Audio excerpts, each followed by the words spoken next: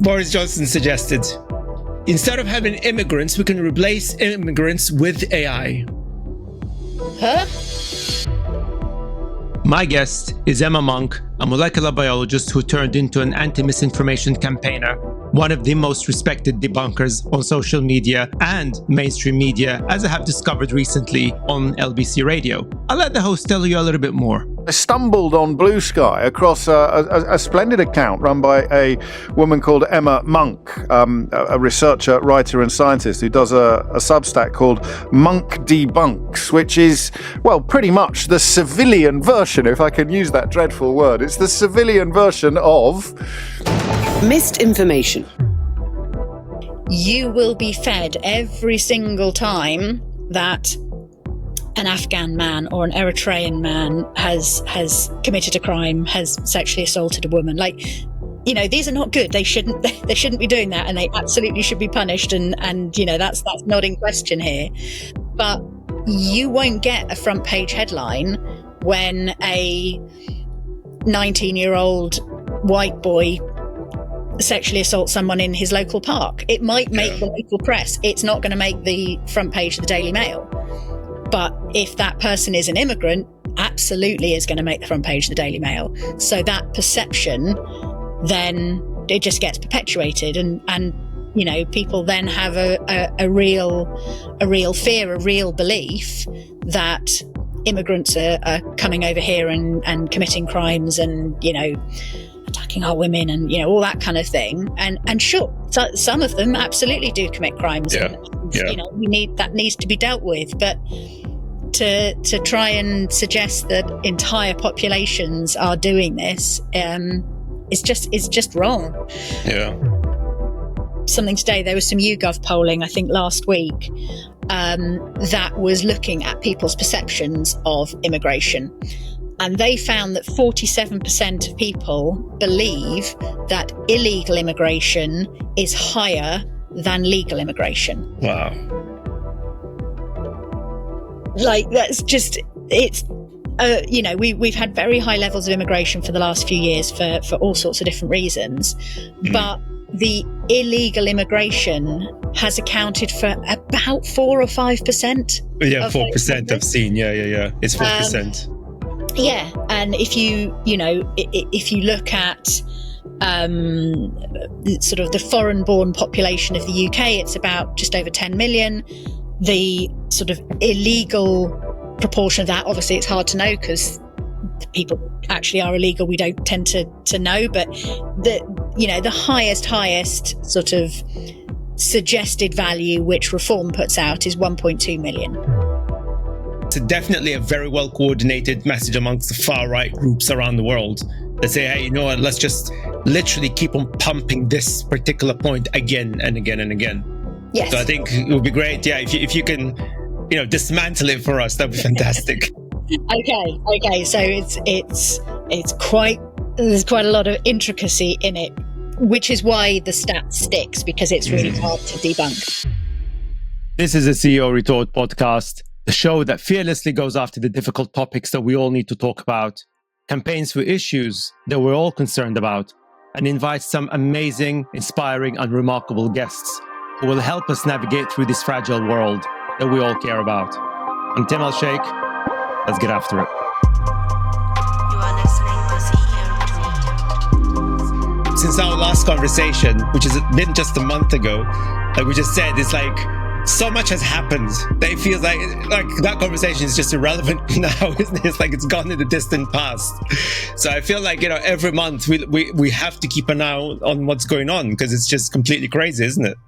Yeah, absolutely. Things happen so fast at the moment. There's a lot of misinformation out there to keep on top of. Yes, and I've seen some of the titles you had on your Substack, and I'm like, my goodness, where do we even start? But I'll let you start. I mean, what was in the last month? What was the story that really got your attention, that made you realize, oh my God, this is just crazy?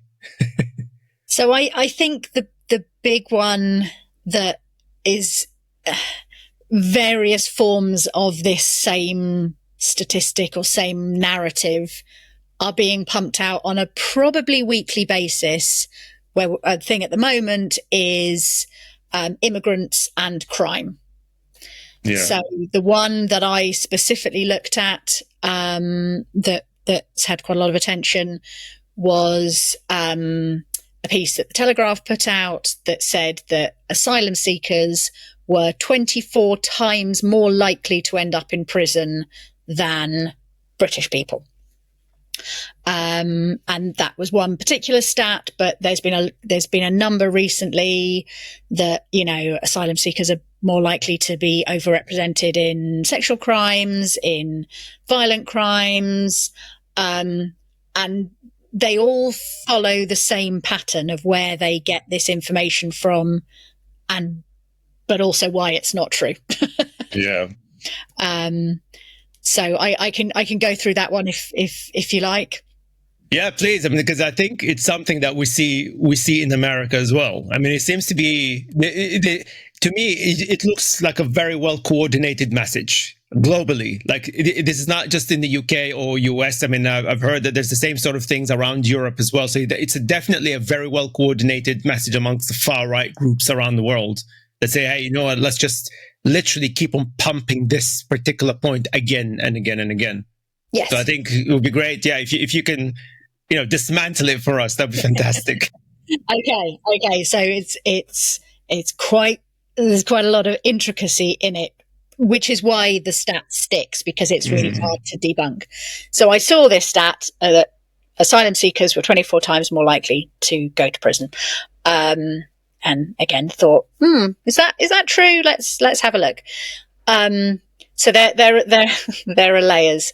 So we'll look at the 24 times bit first. So what they did was they went to the official prison statistics and found out how many people were in prison from particular countries that are overrepresented in boat arrivals.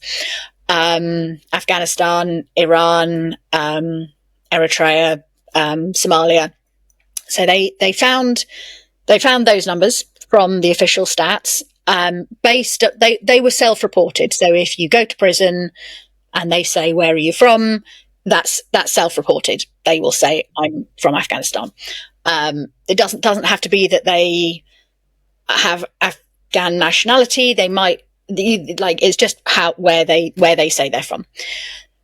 Then what they did was divide it by the number of people from Afghanistan in the UK to give a, yes, percentage of people from Afghanistan in the UK are in prison. But the stat they used for that denominator was the number of people who currently hold a passport from that country.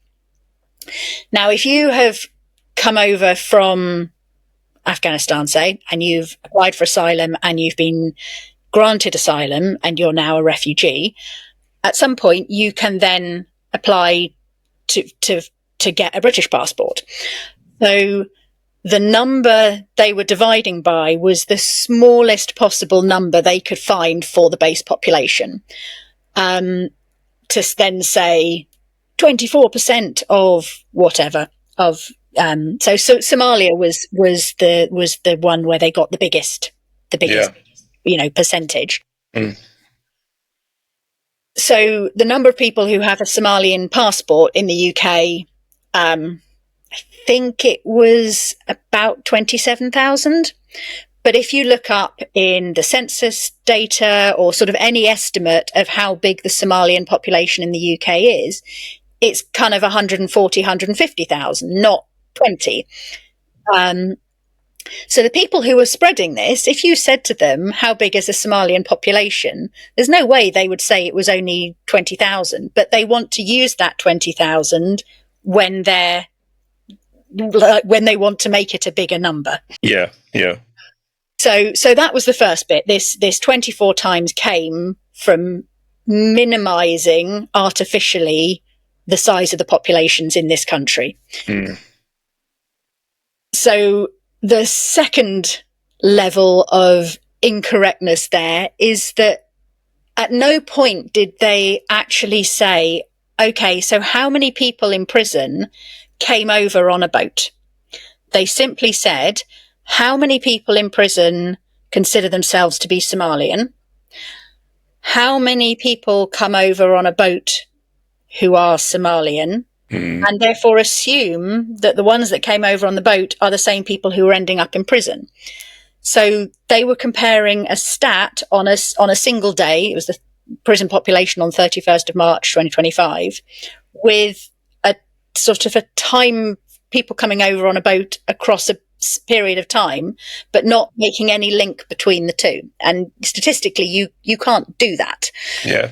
You know, the people coming over on a boat from Somalia make up about 1% of the UK Somalian population. We have no way of knowing whether they are the ones that are ending up in prison or not.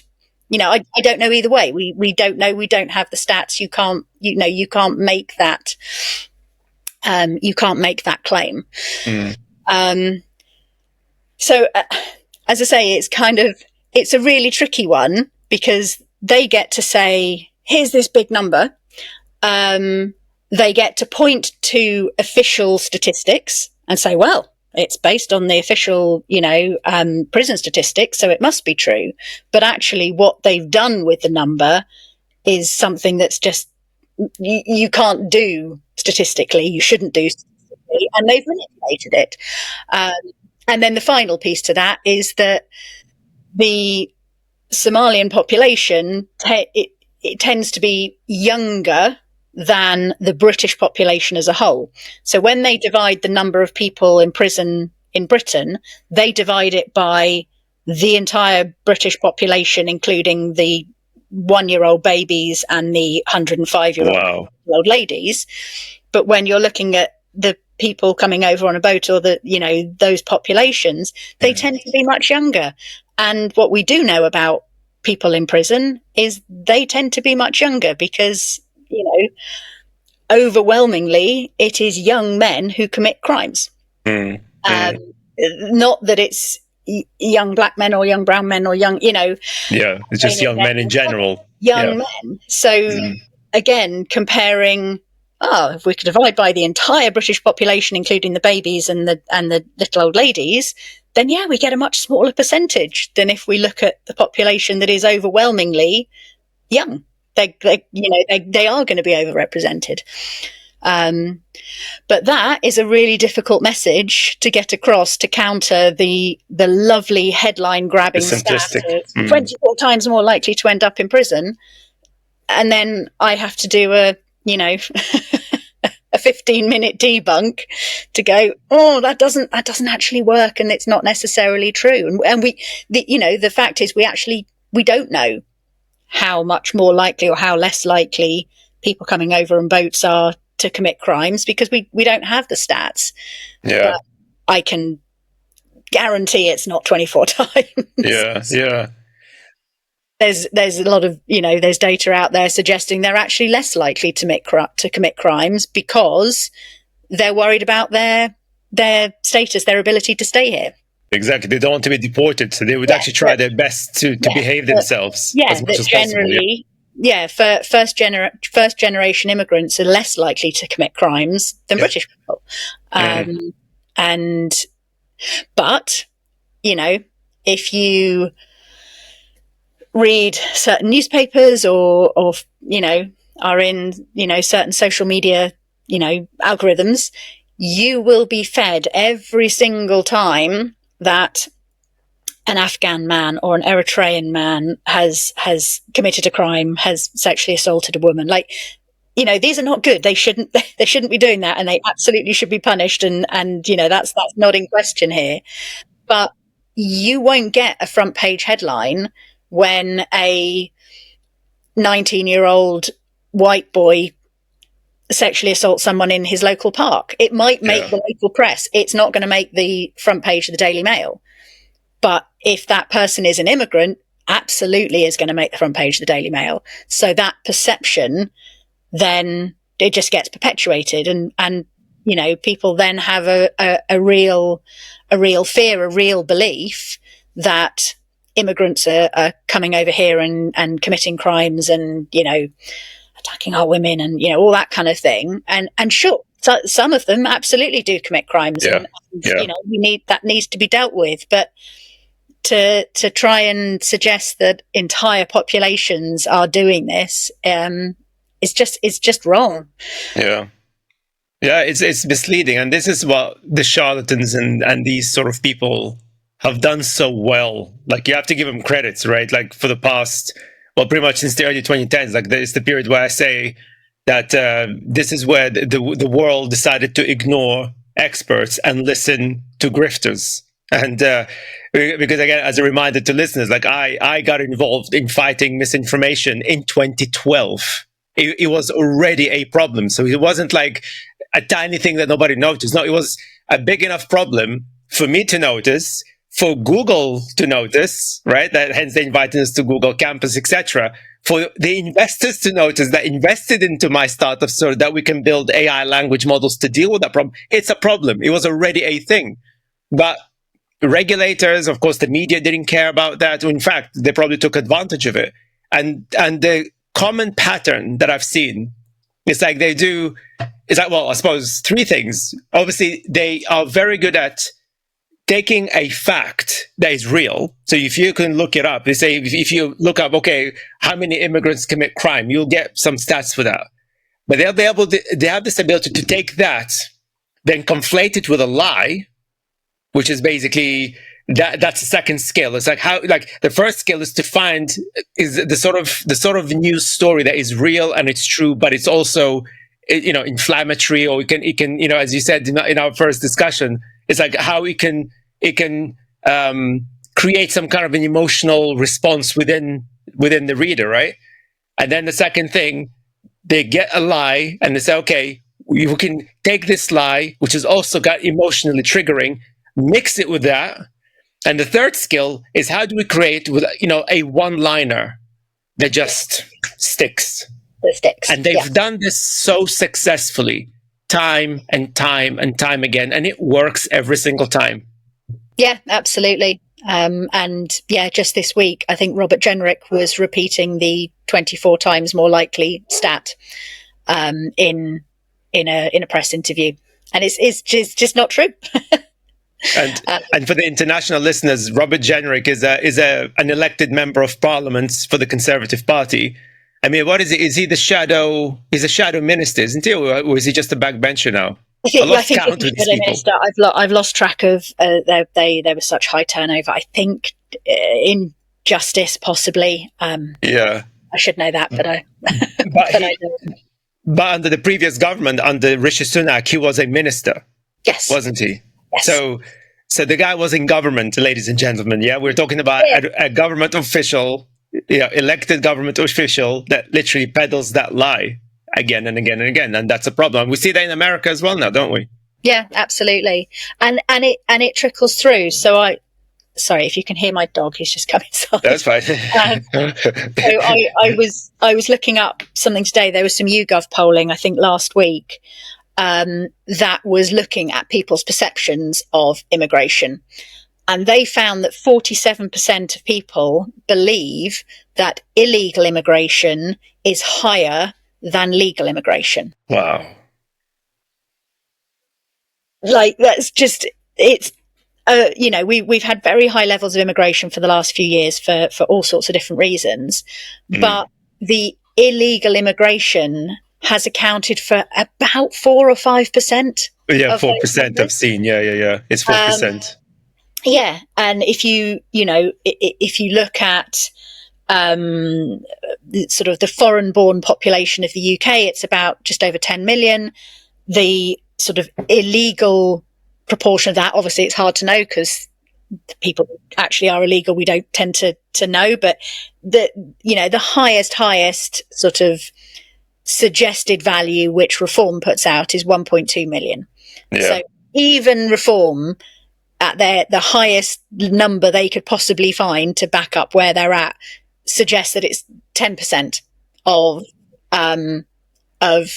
sort of the immigrant population. Yeah. But nearly 50% of people polled by YouGov, and they do big polls, believe that illegal immigrants are outnumbering legal ones. Yeah. And that's not a belief that's come about because of something they've actually experienced themselves, or because that it's what they see in the media, it's the narrative in the media and across social media, and GB News and the various newspapers and stuff, and it's pervasive. It's really starting to stick. It does. And I heard again, as you know, I listen to the radio a lot, and I can't remember which show this was, but somebody called in, and I think they were actually talking about this very point, about this misleading narrative about that, illegal immigration is higher than legal immigration, etc. So there was this lady that phoned in, and she said that she was speaking to this guy from Northern Ireland, and he actually said, and I quote, that there have not been any rape cases in Northern Ireland, which is like, okay, what? Are you sure? And she actually challenged him on that. She said, well, actually, no, there is. I mean, I've seen rape cases, etc. He said, oh yeah, but it's all conducted by immigrants. I mean, and as you said, this is very serious now, because it's like people started to think, well, actually, yeah, all crime, every crime that you see, and the media play a big role, like you said earlier as well, that, if a person of color or an immigrant commits any kind of crime, it will be all over the front page. Not that long ago, and I can't remember, you probably know the story, but there was a gang, was it? I believe, a grooming gang that was caught somewhere in the north. Mm-hmm. They were English, some English gang, white. Silence, right? No, I know for a fact, I'm willing to bet my house on this. If they were like a Pakistani origin or whatever, woo, all over the place. It would have been featured. And that is the problem. The media absolutely I said this so many times, and I know it's a controversial point to say, but as far as I'm concerned, and I've said this even since 2012, the source of the misinformation is the media. It is the media. And it's not like, you see, right now, I don't know what the hell they're doing, but at least in 2012, it was misinformation, but it wasn't like they were, like, that was the point when they kind of figured out, we can create like this hyperbolic title with some kind of hyperbolic summary at the bottom, because they know that people wouldn't read beyond that. But then they actually put all the real stuff in the actual article. They started doing that in early 2010s, like at a much higher level. Like they were kind of doing it before, but I think ever since they started publishing online, because to get in order to get the clicks, etc., they started to kind of be much more hyperbolic with their headlines. But that was we said this then, that this actually creates the wrong narrative in people's minds. That people started to believe whatever the headline is saying without actually knowing the facts. And we could see major discrepancies between the two since then. But now they're doubling on that. They're absolutely doubling down on that. Yeah, because fear sells. Fear and anger, it sells. Yeah. It sells clicks. It sells newspapers. And yeah, to hell with actual reality and the people who are suffering from this. Yeah. I was talking to a friend recently who was utterly horrified. I think it was during the riots last summer, that she said friends of hers that she knew from the sort of her school gates, in a nice leafy part of Surrey, had got involved in some of the protests outside a travel lodge near where they lived that was housing migrants. They were housing asylum seeking families. There were kids there. Mm. She said, these are people I have sat across dinner tables with, who my kids have socialized with, who up until then I'd never thought that they would have these kinds of views. And she said, and they were there and they were throwing rotten food over the boundary of the hotel into the playground where asylum-seeking kids were. They actually told you that? Like, did they tell you that was some kind of pride or something? They told her that, yeah. Yeah. Wow. Because they didn't want asylum seekers being kept in a hotel near where they lived. And she was there going, these are kids. Like, you were throwing rotten food into a playground because there are kids there. Mm.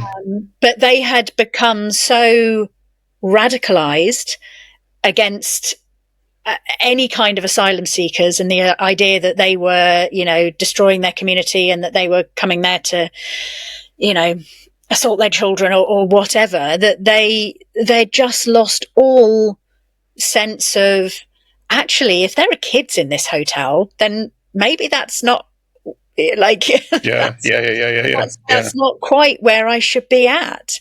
And that is media driven. It's, people 100%. didn't get this way by their lived experience. Mm-hmm. The kids in that hotel were not hurting anybody. Yeah. But, the media has pushed and pushed and pushed this narrative that asylum seekers are dangerous, that immigrants are the problem, that's why you can't get on the housing ladder or get your child into school or get a GP's appointment, that it's all down to immigration. And it's not. It's down to, years of underinvestment in our communities, in our public services. And immigrants have become the new scapegoat. It used to be Europe. We'd blame Europe for the reason why, your town in the north wasn't functioning like it used to be. But we can't really blame Europe anymore. So yeah. But it's the same tactics that they use with Brexit, isn't it? Because before Brexit, no one was talking about the EU or complaining about the EU. Same people. Same people. I mean, ironically, the reason why we've got more immigration than ever before is because of Brexit. Yeah, absolutely. So it's the same people that pushed for Brexit are complaining that, we've got the consequences of Brexit that they pushed for, and then and at the same time they are not calling out the government that they supported, which is the reason why we have the underinvestment that led to the situation where we have asylum seekers living in hotels rather than actual asylum facilities that is designed specifically for that. So it's the same people. It's all interlinked, and the irony of the fact that a lot of the Brexit campaigning was around immigration, and of course what they didn't know or didn't want to explore was that when we had free movement from Europe, young people could come here, they could work, they could do seasonal work, they could do the work that other people didn't want to do, stay for a few years, and then they go home again. But then after Brexit, when immigration all got, much tighter, and you had to apply for visas, and you have to pay an NHS surcharge, and there are all these hurdles to overcome. Well, we still need those workers. So now we're bringing those workers over, but they are having to pay thousands of pounds for the privilege of coming over here. And guess what? They're not going to go home again afterwards, because it's so damn hard to get into the country. Yeah. They're not going to risk leaving. And they're going to come here, and they're going to bring their families here, and they're going to settle here. And so, immigration has absolutely shot up because it's much, it's a sort of, it's the paradox, I suppose, that actually the harder you make it to migrate here, the more likely people are to stay and not go home again. Yeah. Which, was not what they were selling. Yeah, no, absolutely. I mean, that's the thing. And I think it is a combination of incompetence, but also, as far as I'm concerned, it's evil. Because if you think like that about human beings, it is evil. It's like for you to just discriminate against people. I mean, I speak as a descendant of genocide. My entire Jewish family, as you know, they were murdered by the Nazis. I mean, that part of my identity is missing, because who is there left? There's nobody left to me to ask about, my Jewish heritage. But this is what happens. It leads to that kind of thing. We see that in Palestine. We see that in Sudan, which again, not many people talk about Sudan. There's a major genocide going on in there. And it's the othering, like people kind of, as you radicalize people more and more and more, they literally stop seeing the humanity in the other people. It's like they see them as just some expendable creatures, Yeah. Rather than, celebrating, let's use that word, the idea that someone has chosen to come to the UK, has chosen to make it their home, has chosen to come here and work in our economy. To serve the economy, basically. Yeah. In the NHS, in the care service, in the places, because you can't get a visa to come here and work in fields where we already have enough people. People are coming over because we need them to support our economy. But rather than it being a sort of thank you for upping sticks and moving here to work for sort of minimum wage, doing jobs that maybe not everyone wants to do, it becomes, it's all about demonizing them. And there's just all the misinformation around there that people are coming here to claim benefits, or there's been a lot of that as well recently. How many foreign nationals are claiming this benefit or that benefit? They can't claim benefits until they've been here for 5 years. They have to pay to come here. They have to pay well over £1,000 a year to use the NHS. They have to be working, they have to be contributing, they have to be paying taxes. And if after all of that, 5 years of that, they then pay for their citizenship test and pay for their English test, and pay to pass all these tests, then they get granted citizenship. And yes, at that point, they can then claim the same benefits as we can. This idea that they're just like landing on our shores and immediately claiming benefits, it's a complete myth. It's just not what's happening. It's not true. You can't. You can't. Like legally, you can't. It's just not possible. Yeah. Absolutely. And I think was it Trump that recently was making similar claim that all the immigrants that move to America, they claim whatever benefits that they have, and I'm like, do they even have benefits in America? which that's why I said earlier that it just seems to be like it is a globally coordinated message, and I'm just wondering. I don't know if you ever looked into this, but who is behind all of this? I mean, is it the Elon Musks of this world, or is it the dodgy think tanks? Or I mean, who is coordinating this? Because to be honest with you, it's not Donald Trump or people like Boris Johnson. Which, by the way, I got a funny thing about Boris Johnson, because you mentioned about how we need care workers to come to the UK, and he came up with a solution. You might guess what it is because of my involvement, but I'll get back to that. But I'm just wondering, I mean, these people are not competent. Trump and the Trump family aren't competent to have this level of coordination. Frankly, not even Elon Musk, as far as I'm concerned. There's a network behind them. There are some smart people behind them that know exactly how to, play this game. I mean, have you ever looked into this? Or do you know anyone that has looked into it? No, I think there is certainly certain groups and people who think in a particular way. There are some very right-wing, the Heritage Foundation, the people behind Project 2025. There are definitely groups and wealthy backers that are definitely behind that side of things. I think a lot of the tech bros stuff features in that.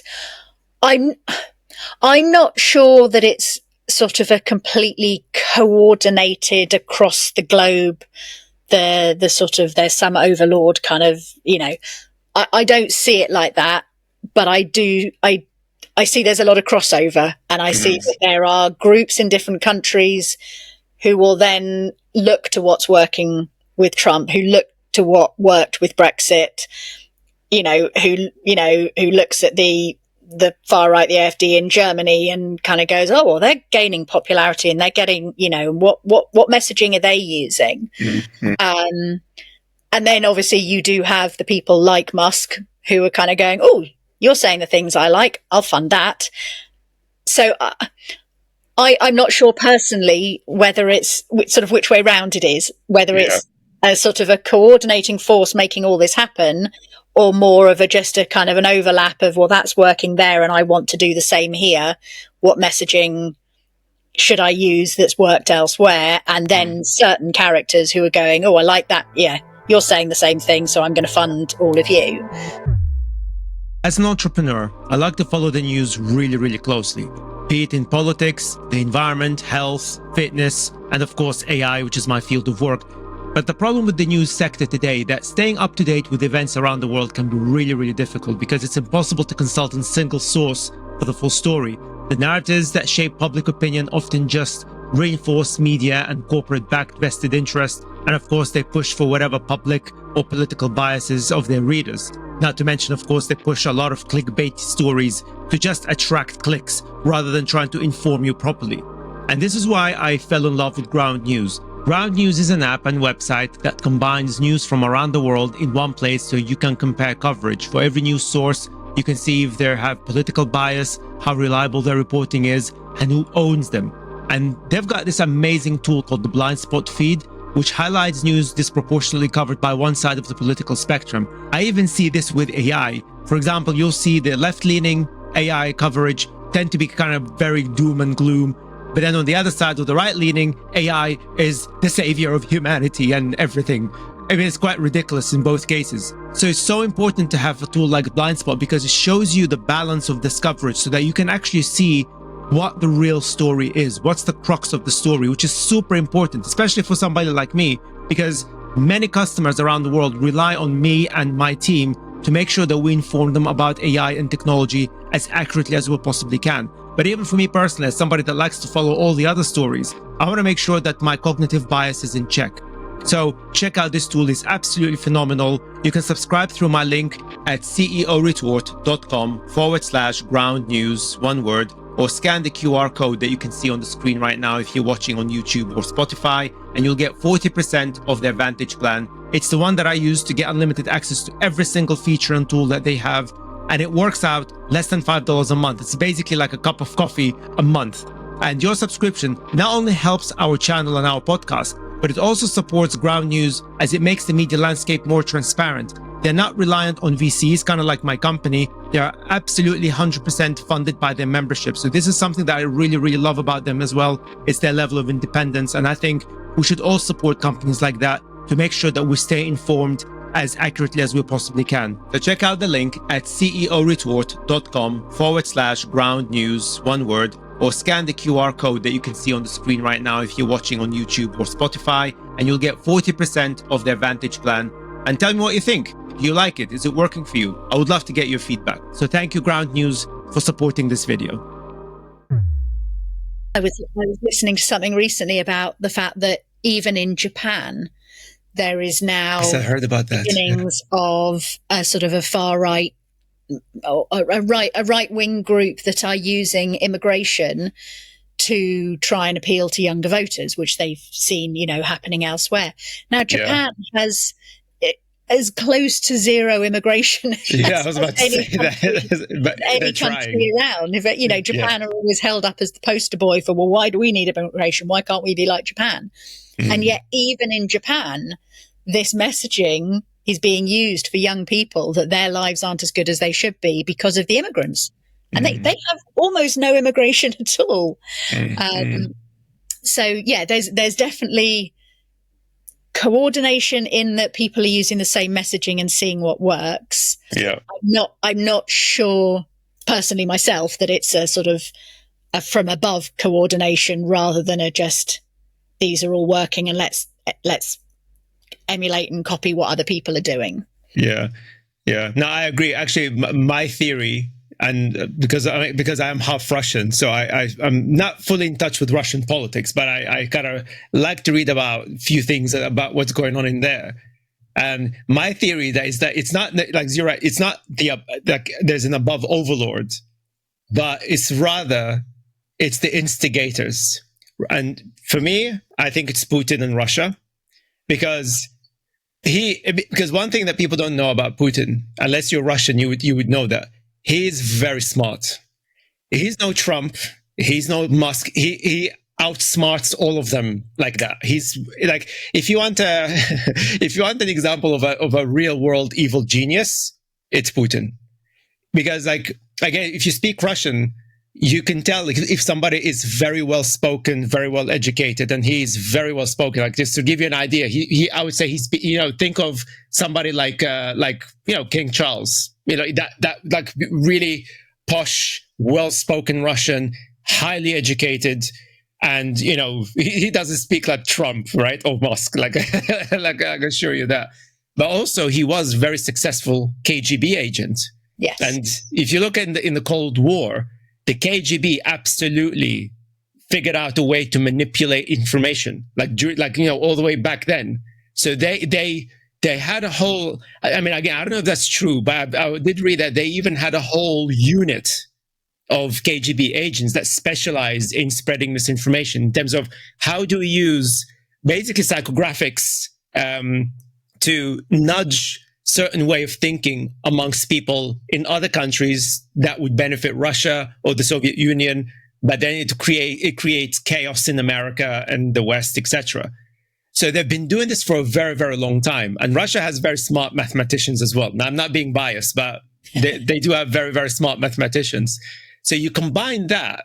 So you've got somebody like Putin in power. You've got all the ex-KGB scientists, mathematicians in there. They figured out how to manipulate the algorithms. They started that, they thought, okay, let's just push this out and see what happens. And like you said, the idiots in the West, they were like, the tech bros, they were like, oh, this works. Okay, let me invest in that. Or I'll just replicate it. Or the idiots in Japan, they're like, oh, okay, that kind of worked. Okay, we don't have immigration, but it doesn't matter. Let's try it to see if that works. Okay. So I think you're right. It's like the Russians they pushed it out there. And then everybody else thought, hey, let's just see if we can, take some of that and just replicate. Yeah. And I take your point in terms of Russian influence in global politics is far bigger than most people realize. Yeah. Oh, yeah. Yeah. We know they were involved in the Brexit referendum. We know they were involved in various US elections. There's been enough, good, thoughtful investigations into, Russian bot farms and, just it's the spreading chaos and the spreading of mistrust. I think that's something that they seem to specialize in.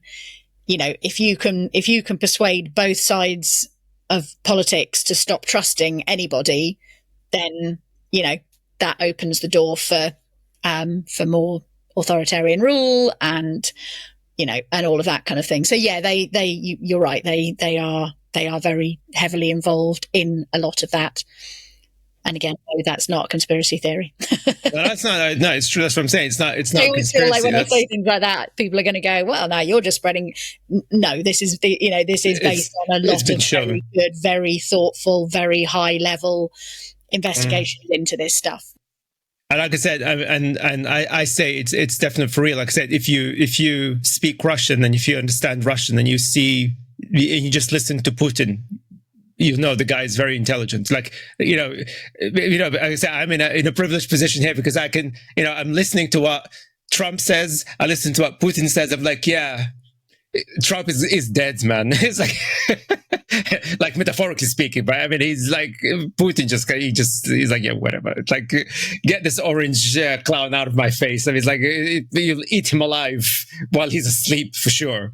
So that's the thing. No, it's definitely not a conspiracy. And in fact, there's more research that actually, and I did publish this on LinkedIn as well, that there's been a massive explosion of new bots, like very pro-Trump, very pro-right-wing bots on X. Now, they don't know whether this is something that Elon Musk is responsible for. They don't know that. But effectively, what they're doing is literally what we just said, in the sense that it regurgitates the same talking points again and again and again. And like they seem to be looking at, what is the point or the key, the trending topic, I suppose, let's say this immigration topic, and it just repeats in tens of thousands of times. And there's been a massive explosion of bots since Donald Trump's election. So we're talking the last 6 months on X. They didn't say anything about Facebook, but I wouldn't be surprised if it's the same. Yeah. So it's so for people, whoever that is on X, like, that's why I'm not on X. My brain can't handle it. That's why I have you, and you're the warrior. Yeah. but it's like, but I tell people all the time, you've got to be careful online these days, because like they are absolutely now flooded with bots, and now we have generative AI bots. It's easy.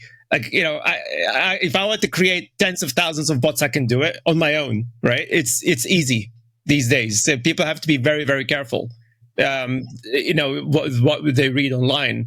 And, which kind of goes back to the point about what is the point of the media? Because the media, historically, people trusted journalists and, media outlets to actually, reveal the truth to the world. And now we can't even have that. No. And so podcasts supposed to be the solution, but then now we've got, you and I had a chat before we started recording, that now the bigger podcasts are basically following the same playbook of the mainstream media. Like, podcasts emerged. I mean, I started listening to podcasts personally since Brexit, because I was like, the BBC failed as far as I'm concerned at the time. Like, they were bringing Farage all the time. And I'm like, why are you bringing Farage all the time? He's got nothing to do with this. Literally, okay, he's the guy that talked about Brexit, but he doesn't represent any elected parties. Why is he in the conversation all the time? And he's right now in the conversation yet again. And the BBC failed, all that sort of, balanced view nonsense, which I'm like, as a scientist, we know what that means. That's complete nonsense. You can't have balance. Sometimes you can if you've got the right number of experts on both sides. But if you don't, then that means most likely there isn't. It's just one view. Yeah, like, if you've got 99 economists who all say Brexit's going to be a bad idea, and then you've got one who says it's a good idea, bringing him on every time to counter one of the others, that it's false balance. It is false balance. Yeah, you can see. I don't believe that the BBC were actively trying to push a particular narrative. I think they were bending over backwards to try and appear impartial, but in the process ended up, as you say, platforming the same people over and over again, because there were very few of them who thought this was going to be a good idea, but they always felt they had to bring one on. But that's in itself spreads misinformation again, though. That's absolutely. And this idea that if you have a climate science expert in his field, if you bring him on, well, then you have to bring on Richard Tice to claim that climate change is a conspiracy. And it's like, well, you don't actually, if you're talking about gravity, you don't need to bring on a flat earther to counter it. Like, if it's raining outside, it's okay to say it's raining outside. You don't have to bring on someone who tells you that it's not. But I understand that's, if you are the state broadcaster, it's a difficult one to navigate to an extent, particularly when you're beholden to the government of the day to keep your funding model going. And there's a whole, again, layers of this. But yes, that sort of false balance done a lot of damage. But the thing is, as well, I'm thinking like. The one thing I still can't defend the BBC, because I know, like, in the name of balance, they have to be seen as impartial. But if something is factually wrong, you as far as I'm concerned, you still have to say, no, that's wrong. Yes, it's like, it doesn't have to be like 99%, like I said, 99% of scientists say climate change is real. Then you bring Richard Tice, who's not a scientist, is a nobody. Literally, he's just a rich dude that inherited loads of money from his mommy and daddy, and that's it. So, but why is he in the conversation? That like, to me, I think that goes against balance, actually, because balance is really it's not about having contrary views, but you need to have accurate contrary views, yes. Like during the pandemic, like there was that debate about whether we needed to have lockdown early or not, right? And that's a genuine discussion in epidemiology, because it's not really that clear. Fair enough. And the BBC, I remember even during the lockdown, they brought in both two epidemiologists that had, they are reputable, etc. I mean, I don't know much about epidemiology. It's not my area of expertise, but they were epidemiologists. It wasn't Nigel Farage versus an epidemiologist, you know. Yeah. And I think the best example I know, James O'Brien likes to use, because he hosted that infamous Newsnight episode when we had that debate about whether, you know, post-Brexit, whether the UK should join the WTO rules or not. And they brought, what was his name? Pascal Levy, is it? He was the ex-boss of WTO. Like, he's the ex-CEO of WTO. Yeah. And he was saying, no, you'd be like, that's a bad idea. So who would counter him? Andrea Leadsom. Oh, God. Again, for the international listeners, she is an elected MP from the Conservative Party, but again, she has zero qualifications. She's not one of those. I don't know her person. I'm not attacking anybody, but she wasn't really qualified to be in that conversation. She has zero knowledge of WTO or business or anything. I think she used to be a banker or something. That's about it. And I'm like, so you bring the actual guy that ran the WTO, the CEO himself, versus Andrea Leadsom? Yeah. That's not balance. No. That can't be seen as balance. I don't get that. No. I don't do that.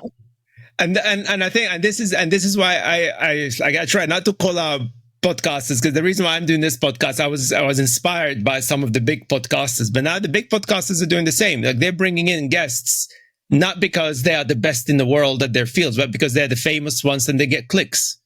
And I'm like, yeah, but you know, like I see all these AI debates and it's the same people. I'm like, you know, there are like literally thousands of other AI experts out there that would absolutely destroy whatever arguments these people are making. And these are real experts as well. Why aren't they in the interview? Oh, they're not famous enough. Yeah. It's the click economy, the attention economy. It doesn't do well for truth and nuance and educated debate. Which, as well, we kind of talked about it in the last episode, but I was just wondering, I mean, did you find any potential solution to this? Is there anything, I mean, what could the counter arguments, because obviously, you know, we talked a lot about, you know, it's the far right and the right wing, I mean, I don't want to call them conservatives anymore, because I know, you know, because there are conservatives that are against all of this, right? Like, you know, the likes of Rory Stewart. I mean, I wouldn't agree with his politics, but he does not support any of that. Absolutely. So for me, this is kind of like, it's really, you know, far right versus the world. And I'm just wondering, what is the counter to that? Like, you know, going back to the statistical analysis that you talked about, it's like, we don't seem to have the ability to simplify the message in a way that, you know, the Boris Johnsons and the Farages of this world. Like, you know, what is the alternative to make America great again post-Trump? You see what I'm saying? Like, how do we do this? Or can we do it even? I don't know. I think we talked a little bit about it last time. Yes. We are held to a much higher level, to a sort of standards. Standards. And if you're Donald Trump or Farage or Tice or, you know, Elon Musk or whatever, and you can just say what you like, and kind of pretend that, you know, truth is sort of subjective and, you know, well, yes, okay, so fact checkers might tell me I'm wrong, but actually, you know, this is what people think. You know, the idea that, you know, what people think is therefore just as valid as reality. And they get to do that, and they don't get held to account. You know, Farage has never been held to account for the lies he told over Brexit. And the same journalists today, he's not being held to account for anything. Are interviewing him just like they did back then, and they're not going, but you told us that Brexit would lower immigration, but you told us that it would be good for the economy, but you know, he's not being held to account, and he can now, I think Reform are doing like daily press conferences that I think Sky News actually just used the lives, live stream. But they've now changed that policy, which I'm pleased to hear. But they're still treating him as if he's just a sort of a background campaigner. And so they're not saying, okay, well, if you're saying that you're going to lock everybody up who's ever committed a crime, which seems to be some new crime thing he's got, where are you going to put them? Prisons are already full. What's your plan for sorting out the judicial backlog? You know, how are you going to fight? You know, they're not asking him the questions that they would ask a politician because they're still treating him as a commentator. Yeah. So he can get away with saying really whatever he likes. And if he is pushed, he'll often go, well, I mean, how am I supposed to know that? Yeah. Well, yeah. Well, you should, if you're talking about it. Yeah. Yeah, you're telling the country that you want to be the future prime minister. Then actually, you should know about that, and it's not good enough for you to go, well, that's not, I don't know. So, unfortunately, on our side of the platform, we don't get to just make stuff up, because if someone, if a Labour MP says something that's teensy, like slightly fabricated or slightly exaggerated, they will be absolutely annihilated for 3 or 4 days on the front page of every newspaper, and calls for their resignation and what have you. And sure, no, they shouldn't exaggerate stuff, but we're playing by the rules, and the other side, as you say, not conservatives, not traditional. We're not talking about them. We're talking about where they've got to now. They don't have to play by the rules, and they're not held to the same standards. And I don't know what the answer to that is. We saw recently the Labour MP who used Jimmy Savile. So when I think it was Peter Kyle, was it that he said it? Yeah. I think, yeah, yes. And sorry for the international people. So Peter Kyle he's the Secretary of State for Technology and Science. So he's like one of the senior people of government. So. Yes. So what had happened is we have introduced this online safety bill, which I personally. It's one of those ones that it's really not that straightforward, and there are bits of it that, the idea is good. I'm not sure the implementation is great. As usual with these things. Yeah, Nigel Farage came out and said, it's a terrible idea. We shouldn't have it, very black and white. And Peter Kyle, who is, in my opinion, is a good Labour MP, basically said, well, then, you must be against the idea of protecting children online, and, you would have been on Jimmy Savile's side in his day, or something to that effect. And, I think quite rightly, he was, challenged a little bit. That's not okay. You can't, you shouldn't be using that.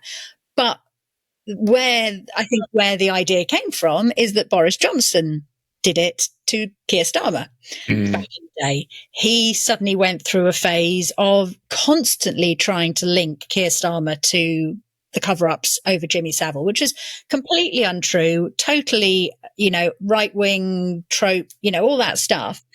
But the pushback that Peter Kyle has had is far more, and from the kinds of people who would never have pushed back when Boris Johnson did it. Yeah.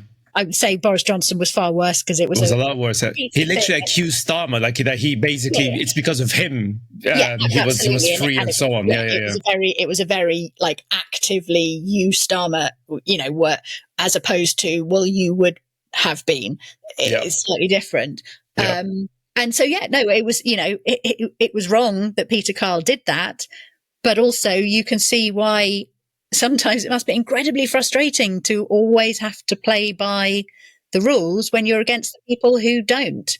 And I don't know what the solution is. I mean, I don't know if you saw my last episode. So at the time of this recording, I did an episode where I was talking about how I use my dyslexia as a weapon to basically break LinkedIn's algorithm, which I obviously didn't break it. It was just like it's a fun title, as it were.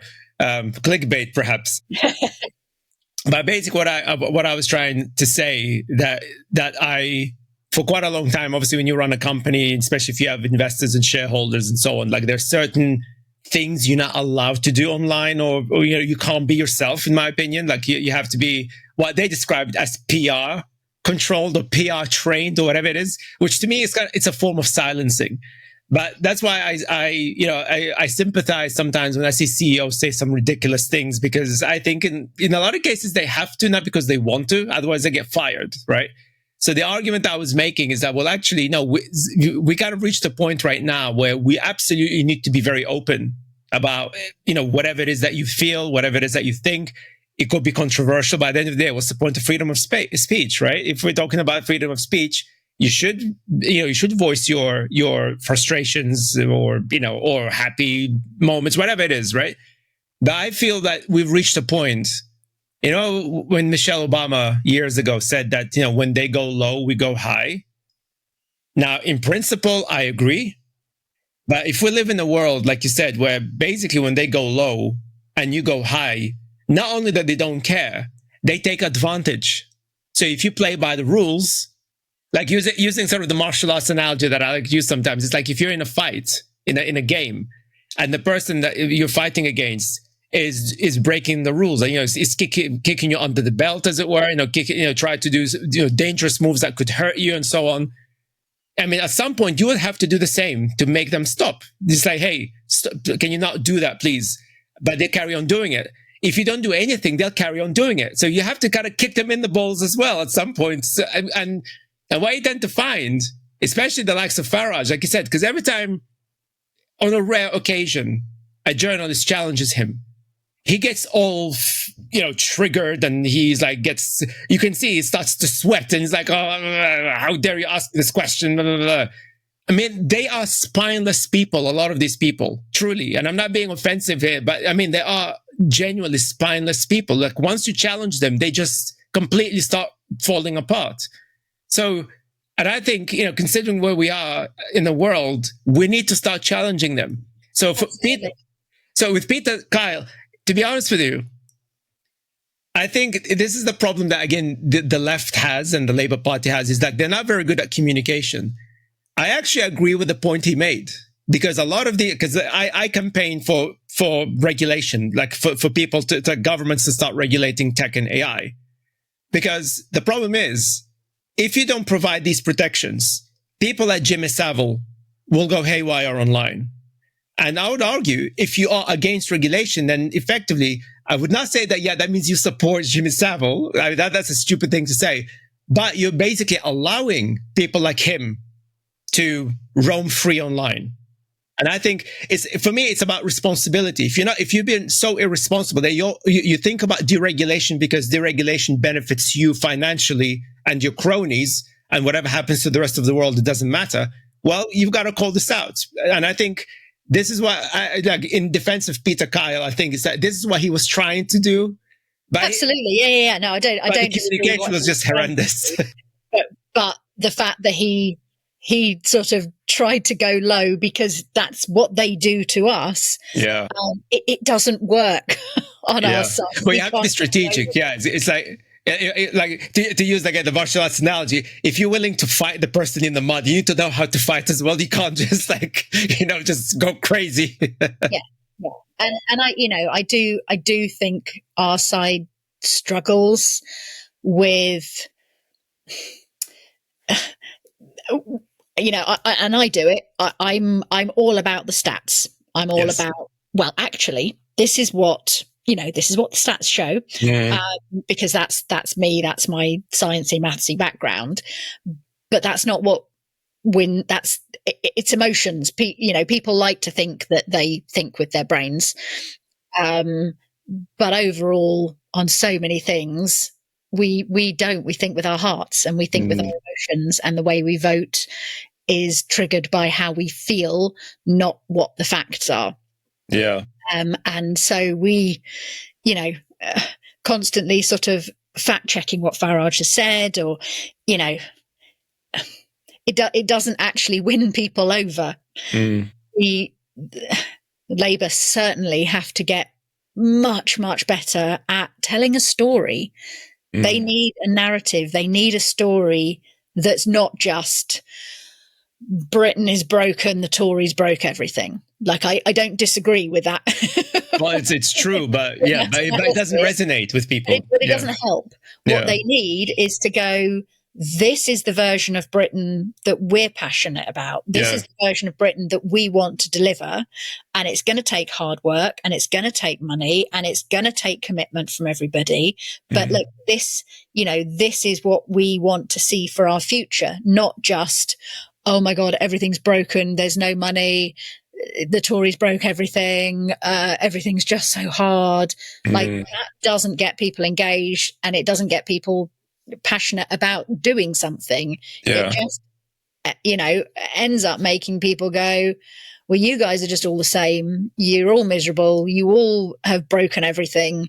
So I'm going to go with the guy who tells me that he's going to fix it. And I don't care that he might not have a plan. At least he's going to do something different. And that's dangerous. But and I think it's also how, like what I talked about with that episode, is that I think also it's the way they respond to questions. They never give you a direct answer. One thing that, again, you got to give credit to these people, the Farages and the Trumps of this world.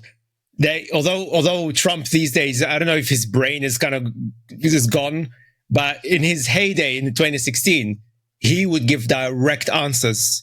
Yeah, okay, it's a lie, perhaps controversial, but he would give direct answers. He doesn't go around, in all these weird contortions or whatever, right? To try and, like if it's a yes or no question, yes or no. Yeah, right? Like, are you going to do this? Yes. And this is how we're going to do it. Boom, boom, boom. But they always I think this is the problem. It's like, I think, the far right, they figured out, like, again, like, if you're straight with the people, as they say, like they're straight to the people and they speak in a straight language, people connect. And this is what I try to do, for example, with what I do on LinkedIn, especially, but also with this podcast. Is like, when I started this, I look at I used to do the same. I'm not innocent of that. But you would always have to be very strategic about your answers. You always have to be very careful, whatever. But now I'm like, you know what? I am being strategic, obviously, but I'm not, but I say it how it is. Mm-hmm. And people, right? That's why, like one of the things that I'm trying to do, of course, is to bring sponsors. Now, some companies, they get very icky about it. They're like, okay, Tim, if you step back a little bit, we'll help you out. I'm like, why am I stepping back? I'm not lying, right? If I'm calling out that there's a lot of homelessness out there, what do you want me to step back from? I'm telling you how it is. Not to mention I have citations. So I'm not just regurgitating nonsense. I'm actually putting citations. And I'm thinking, like, see, people are connecting with the message that I'm pushing out there, right? But because I'm being very direct, sometimes I can be quite rude, I can be quite abrasive. I'm kind of using the same tactics, but I'm backing it up with real facts. So I'm thinking maybe this is what, people on our side of politics need to kind of start thinking about. Okay, we're not playing by the rules. Going back to my point, forget the rules. But that does not mean we have to, be as bad, but rather it's to say, okay, we're gonna fight you in the mud. And if you don't believe what we said, here's the facts. Where is Farage's facts? He said, okay, we've got the statistics, blah, blah. Show us the stats. I'm showing you my stats. You're a liar. Why don't they say that he's a liar, for example? Why can't they say that word? You are a liar. He can't sue them because in courts, if you were to sue somebody, you have to have the evidence. You have to say, well, actually, this person called me a liar. Right? I'm suing him because I've got this evidence. But if you don't, I think they need to be braver a little bit. It's, like strategic, but you've got to be brave. You can't beat around the bush anymore. I think those days are gone, which is sad. It's sad because it would be nice if we live in a civilized society where people don't throw crap at each other. But at the end of the day, if this is what it takes for us to actually help people wake up to the reality, so be it, isn't it? Yeah. I think there's definitely an element of that. I think for me, I will keep doing the stats that will hopefully then back up the people who can then do the the messaging and the emotion and the all the other stuff. Because and I do think it's important that the arguments are based in reality, are factually there, and that's the bit I can provide. I can't help with the messaging and the dirty tactics. I need to leave someone else to do that. I've said, well, it has to be, well, talking about coordination, it has to be a coordinated thing. It has to be, that people collaborate. Like, you and I, we're collaborating to have this monthly Misinformation Watch. I mean, that's the thing. I think more people need to kind of get together, get out of the shadows. I know not everybody is comfortable to be on camera and stuff, but generally speaking, I think if more people, I mean, at least what we're trying to do here, like I said, with the big podcast is to bring the same people. I try to bring people out of the shadows who are very successful. They at what they do, but nobody gives them the microphone, And I'm thinking, no, we need to give them the microphones now, like now. Otherwise, it's so in trouble. But out of interest, now when you explained, especially on X, of course, that's when people completely, I mean, I've been there recently just to see what's going on, and the level of racist stuff that I see there. Did you wear a hazmat suit before you went in? Well, I will now. I did it at the time. I was like, Jesus, it's even worse than when Elon Musk took it over, which is like, my God. But out of interest, like when you shared all of that on X, what sort of response did you get? So the pattern of my response, it always follows very, very similar pattern. I will put out a thread debunking something. For the first maybe 4 or 5 hours, most of the feedback is positive. It will be from people who actively follow me, and retweet it and all of that. And then I'll get a couple of negative. I might get a couple of negative early on, but not very many. And then I will suddenly hit a threshold where I suddenly get 400 comments over the course of a couple of hours. Wow. All negative. All negative. And yeah, at that point you just go, okay, I'm walking away from that now. It's there. I've interacted with the people who were, positive early on. I might have interacted with a couple of the people who tried to push back, and then you just go, no, I can't. I like. You just walk away. I have to mute it and walk away, because there's some awful people. Yeah. I got called. What was it? So I don't have my profile picture on X anymore. Okay. I used to get lots of really horrible comments about my looks and all sorts.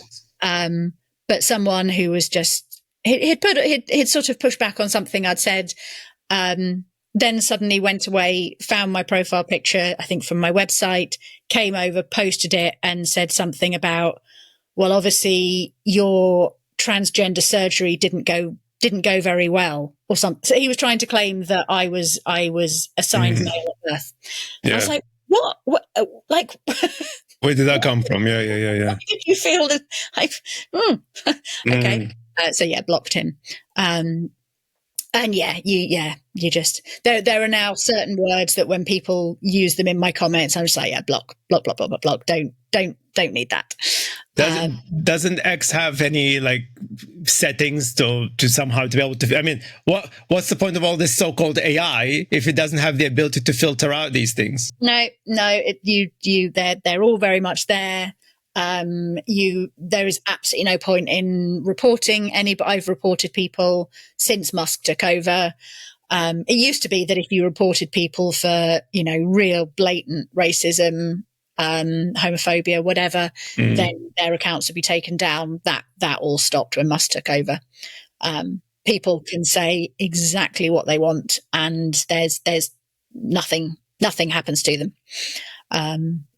So you just have to block. Unfortunately, one of the changes Musk made was that even if you block someone, they can still see what you're posting. Yeah, this is so ridiculous. Which is awful, because if you're blocking someone, it's because you don't want them to be able to see what you're posting. You don't want them to be interacting, because they can still then quote tweet you with whatever abusive thing they want to say at you, and you've got absolutely no way of stopping that. So yeah, no, it's a cesspit. And it's mostly men, the attacks that you get. Is it mostly men, basically, or? Yeah, probably 70% men. 70%. That's a lot. Yeah. In terms of the abuse, very much male driven. There is the sort of the conservative woman. There's quite a few of those accounts that, that can be rude as well, but they don't tend to try and go personal. Yeah. Whereas you do get that from some of the men. Because the interesting thing as well, when you said that there was an attack, like literally you get 400 comments like within, or even more in a span of 2 hours or something. Like the first thing that came to my mind, could they be bots? Absolutely. Yeah. But, when the comments start coming, short of checking their profile for every single one, you don't know if it's a bot or a troll. Yeah. A racist, nasty piece of work. Yeah. And so at that point, it's like, well, I'm not going to engage in any of this anymore.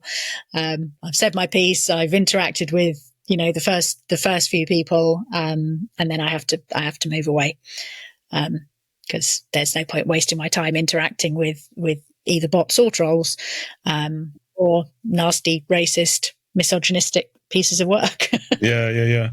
But how does that impact your mental health? I mean, how are you with these things? I mean, because I know a lot of people, for example, I do get actually DMs, especially from women, because women get attacked a lot more online, than men. And I do get, emails or DMs as well, where, they want to share a story with me, but they ask me to share it on their behalf, but not to mention their name because of that. So I'm just asking how do you cope with that? I mean, what impact does that have on your mental health?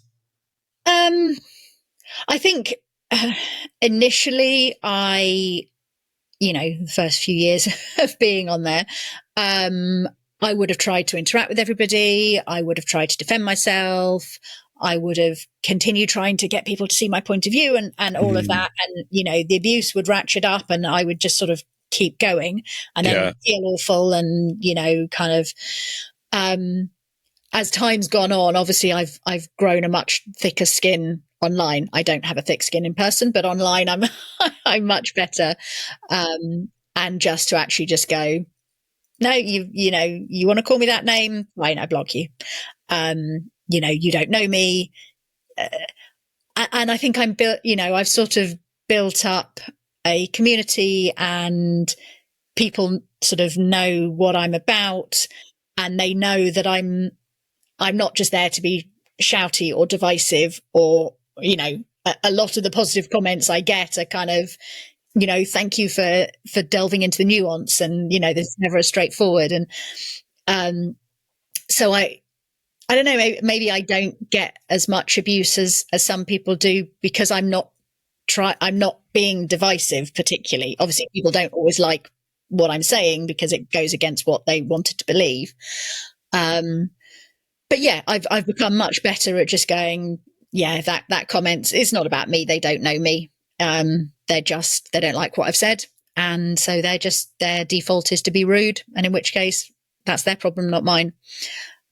So I've become, as I say, I've become more thick skinned to it and just, but occasionally I do have to, when I've suddenly got a deluge of, oh, you're stupid, what are you talking about? I'd have to go, but I also got a lot of really positive comments and grateful comments and thankful comments. And so I have to focus on those and not the people who were never going to like what I wrote anyway. Yeah.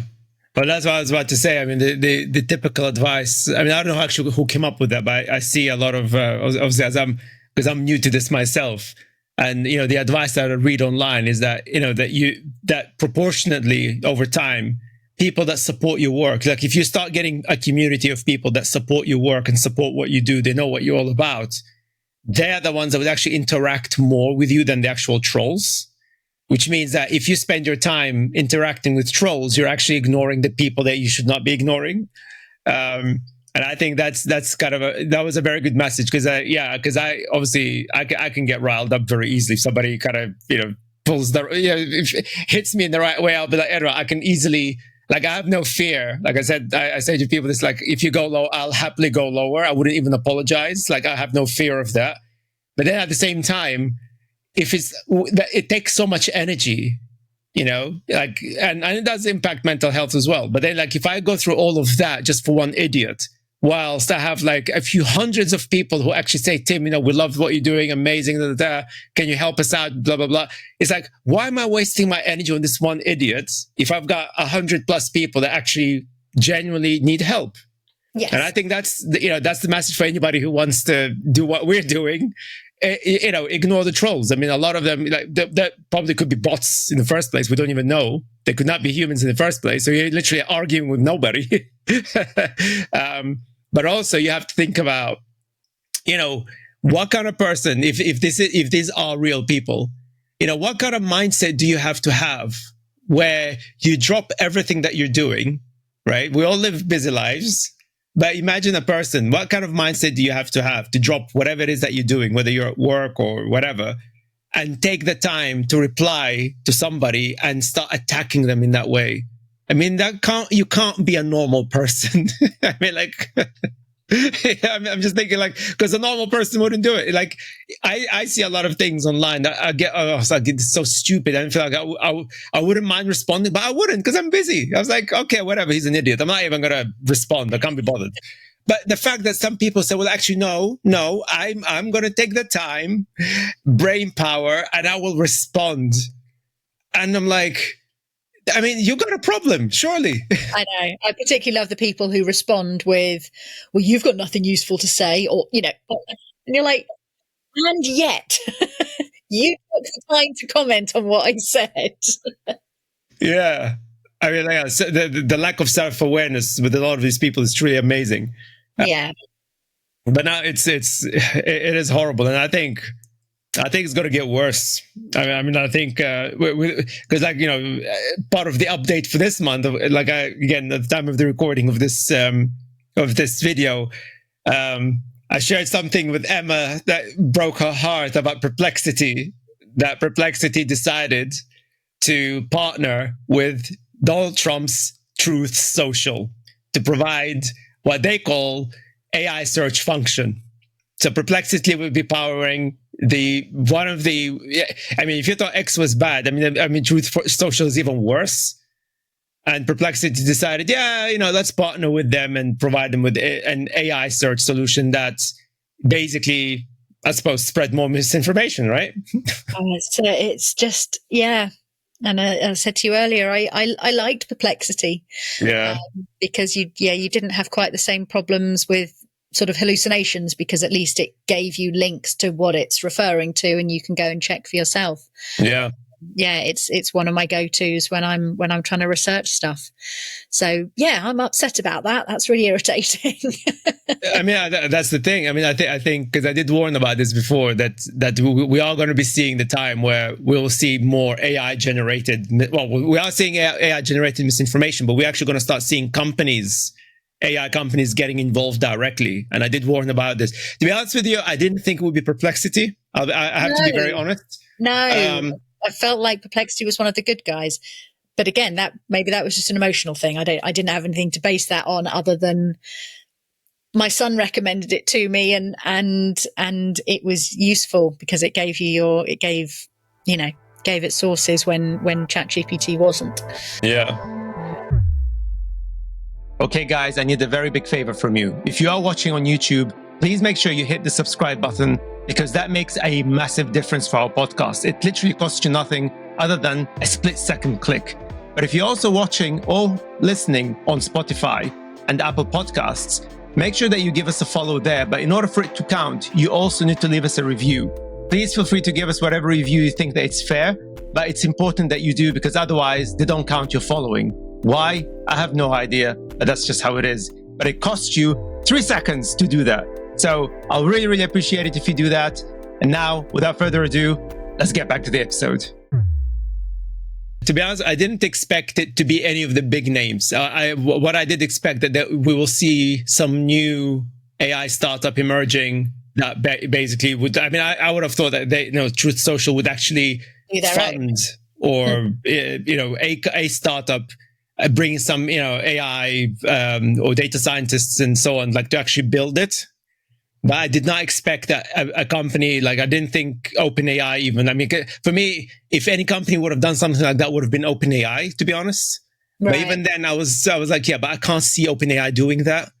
I definitely did not think it would be Perplexity, but here we are. I mean, it just goes to show that it's all about the money. I don't think it's about money, evil or not evil. Sorry? Money, politics. Truth Politics. Social is Donald Trump's baby, isn't it? Absolutely. I mean, just the funny thing, because I did share that with you, but just for the listeners, like the based on the press release, and again, all the links in the comments as usual. So the mission of that, it will be, and I quote, the mission of Trump media is to end big tech's assault on free speech by opening up the internet and giving people their voices back. And I'm like, but Trump is balling with the tech bros now, isn't he? So which big tech is he talking about? What are they talking about? Do you have any ideas? What the hell are they on about?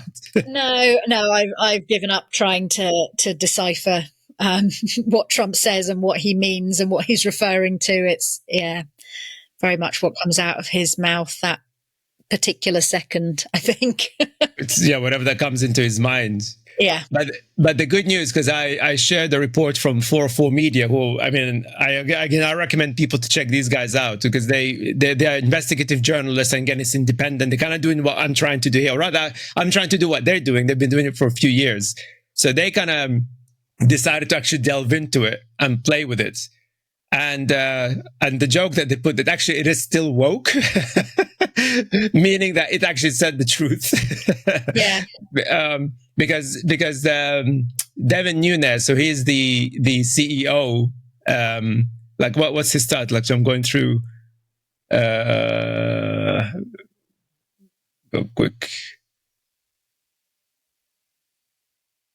Yeah, so Devin Nunes, Trump's media CEO and chair of the President's Intelligence Advisory Board, and in the same press release, he said, and I quote, "We're proud to partner with Perplexity to launch our public beta testing of Truth Social AI, which will make Truth Social an even more vital element in the patriotic economy," or patriot economy. What does patriot economy mean? Any ideas? So, like what we said earlier, is that they come up with all these terms. Like for somebody, it's like, yeah, patriot economy. Yeah, what do you mean by that? And by the way, the CEO of Perplexity is Indian. Okay. I mean, I don't know if they know that. Of course, I have no issues with that. But I mean, considering their reactions recently when Elon Musk was talking about that he was defending the idea of bringing cheap labor from India, the MAGA went crazy. Yeah, so whether the MAGA people know that Perplexity CEO is Indian, I have no idea. Yeah. No idea. No. But interesting. Well, but what 404 Media did, they said, okay, let's put this thing to the test. I guess it's still in beta, so it's still woke, I guess. So basically, they asked it, how does it think the American economy is doing? And the response they had, the American economy is currently facing significant headwinds with signs of slowdown, most notably by contracting in GDP, rising inflation, and softening labor market conditions. And at some point, they blamed the tariffs. So I guess, they haven't fixed that woke problem, aka the truth yet. So just wait and see. But this is literally fresh off the press at the time of this recording. So I'm afraid, Emma, your work is going to get a hell of a lot harder now if you're relying on Perplexity, because I guess they'll propagate some of that into their data sets. Yeah. Just to be clear, I don't ever rely on AI to do my research for me, but but it helps, absolutely. Yeah. It's a tool that can be used. I would never, rely on it as such. But I mean, a similar thing happens with Grok, which is Elon Musk's AI, X's AI. Initially, I was like, oh, I'm not going near that. And periodically, Musk will tweak something which makes Grok suddenly start posting really weird things, but then it goes back to normal. But Grok is actually very good on research, on pulling up sources, and there's a real trend on X at the moment, which is delightful, which is whenever someone like a Democrat or someone on the left put something factual based, you will always get a Republican or sort of conservative leaning going, Grok, is this true? And inevitably Grok will go, yes, it is true, because and it gives all the sources, and then they will start arguing with Grok. Yeah, but what if you factor in this and this and this? And Grok will go, even factoring in this, and did it? And it's brilliant. And I've seen a few people go, oh, this is the only reason to stay on X right now, is to see people arguing with Grok and being really frustrated that Grok just keeps coming up with facts. Yeah. And I did have someone sort of, I can't remember what it was on. I'd done a thread, and someone was like, Grok, what Emma said is complete rubbish. Do you agree? And it just came back with this huge long thing about how everything I'd said was completely accurate, and that I'd used all the right sources, and that I'd understood the statistics, and and it ended up going, Emma is absolutely correct. So I'm like, oh, I like Grok. I shouldn't like Grok just because it says I was right, but yeah, that is a real trend at the moment of people getting really frustrated that Grok just keeps coming up with facts, and they don't like that. Yeah. Well, you just reminded me of a thought that I like to remind people, which is the reason why I am actually people think that I'm anti-AI. Obviously, I'm not. I'm an AI entrepreneur. I build these things, right? So for me, the beauty of AI that it can actually dismantle lies quite easily, because it relies on data, and it's not that it has an opinion. There's no opinion. It's a calculation. That's all it is, and it's data in, data out, which is the reason why I always tell people that if you rely on AI in any way, you should always take the output with a massive pinch of salt. Yeah, 100%. But of course, if there's more accurate data out there, whatever you do with the AI, it will always display that accurate data. So when not Trump, in this case with Perplexity, I suppose Trump will do it. But Musk, when he does try to tweak with Grok or whatever, I mean, it becomes a temporary thing, because ultimately, if you feed the data into it, it will say, yeah, well, actually that is true because that's the citations. So the only thing that is, this is why I'm actually worried about this Perplexity news specifically, because that would be the point, because they are directly in bed with Trump. He will force them to say either, look, do not display specific citations, or stop it from displaying citations altogether, or create, alternative. Remember, they came up with the alternative facts, right? Yeah. Create alternative citations and make sure that it comes up with these citations instead. That's doable. That's not a hard thing to do, by the way. That's actually not hard at all, right? Yeah. Especially if you have the sort of resources, the financial resources that they have. But if you don't touch AI from the point of view, they say, okay, we've got these models. Okay, we need to work on the hallucination problem, which is not something that can ever be solved with these problems, because that's just how the maths works. Like you need a whole new architecture if you want to get rid of it. But at least you say, okay, well, if you feed it the right data all the time, it will always display that data. Well, not always, but most of the time will display that data based on the context. So I guess that's probably the only thing that is stopping Grok from being a complete, Musk replica, as it were, because it relies on the data. It can't lie. I mean, AI models don't lie. There's no, like I say, people always anthropomorphize AI. I mean, it's just a machine that it doesn't care. It doesn't understand for it to care. It just says whatever. So unless they manipulate it directly and stop it from getting any external citations outside X, it will continue revealing the facts, whether they like it or not. Yeah. And as I say, it is quite a delight to watch, because for all the hellscapeness of X, for a lot of these people who have only got their information from X and from their little bubbles where everyone agrees with them, to then have Elon Musk's AI telling them they're wrong, they don't take it well. Yeah. Well, it's funny, which is fun to watch. It is, yeah. No, it is fun to watch. But the thing is, then they can't claim that it's woke, or that it's like what this guy was saying, that it's the big tech trying to control freedom of speech. Well, yeah, he's one of your guys, isn't he? He's one of your ballers. Yeah. No, it's yeah. I mean, I don't know. I guess my hope that people eventually will start seeing what's going on. I don't know. I mean, do you think? I mean, I know I asked you this I asked you this the last time. I mean, because you're seeing the trends. I mean, I'm trying to find hope. Is there hope?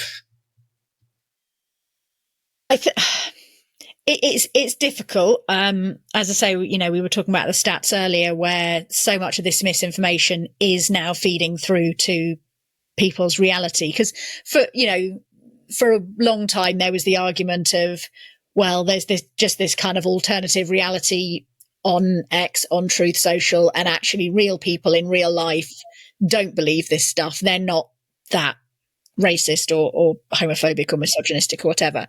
And I still believe that's true. I still believe that actually in real life, most people just want to get on with their lives, just want to get on with their friends and neighbors. They generally think that they're doing good in the world, and and that's so much more important than what we see online. But it does worry me that we have this bit of a sort of a pipeline of far right influencers can make a claim, they then post it on social media, particularly on X. That then gets picked up by the Telegraph and the Daily Mail and the Express, and it becomes their front page. And then that gets talked about on all the politics shows and on the news, and suddenly you've gone from someone who was really quite on the fringes a few years ago can make a completely baseless claim, and it's now fed into the pipeline. That means that, your granny who picks up her copy of the Daily Express every day is now seeing what they would never have seen before, because that pipeline didn't exist before. Yeah. And that's a worry. And unfortunately, I think while, particularly in the UK, we have a very right-wing leaning press that does not hold right-wing politicians to the same standards as it supposedly, holds left-wing politicians to, and where they can pounce on absolutely everything that anyone from Labour or the Green Party or the Lib Dems or what people are seeing is very, very biased. It's a worry, and I don't know what the solution is, other than I know what I want to keep doing in my little corner of the world with my Substack is just keep debunking what I can, and the people who follow me and the people who like what I do, I'm giving them the information, the stats, the reality for them to then push back in real life. Mm-hmm. When that when their uncle goes, they're coming over on boats and claiming benefits, that people can go, I know you've heard that, and I know you've seen that, and I thought that too, but actually this is what I've learned. And if I can help with the actually this is what I've learned bit, so that they can push back and have those real world conversations, then that's my bit. That's all the bit I can do. I can't do any of the bigger picture stuff, but I can do that.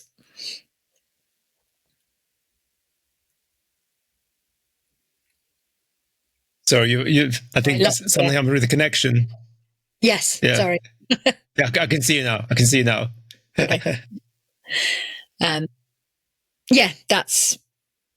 That's all I can do.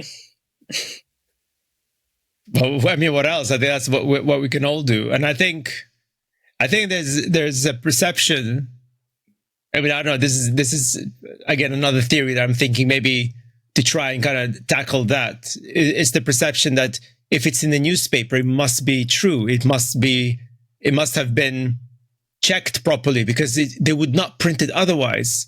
And I think maybe we need to kind of, remind people that actually it doesn't matter that it's in the newspaper anymore, because actually they can get away with it to some extent, even though they are in theory regulated, but they're not regulated enough. They can still make outlandish claims.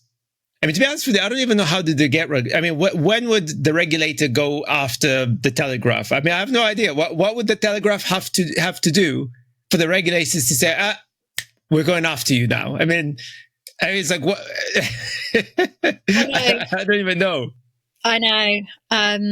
Well, there was a piece that I debunked a little while ago when the Heathrow shut down because of the fire at the local electricity station, and I saw the headline that was being retweeted or being pushed out by Richard Tice, who is very anti-net zero, that net zero was to blame for the Heathrow shutdown.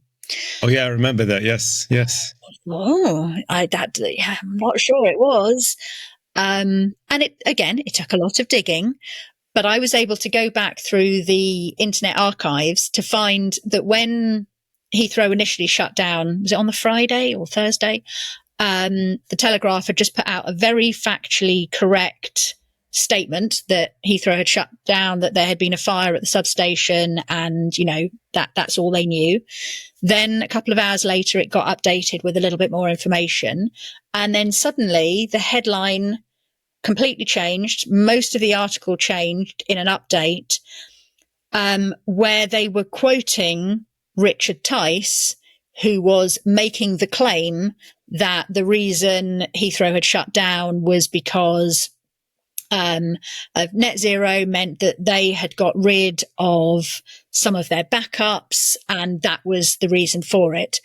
Richard Tice was then pushing on social media and on GB News this claim and using the Telegraph as his backup source for sort of saying, look, even the Telegraph says it. Well, the Telegraph said it because they were quoting Richard Tice.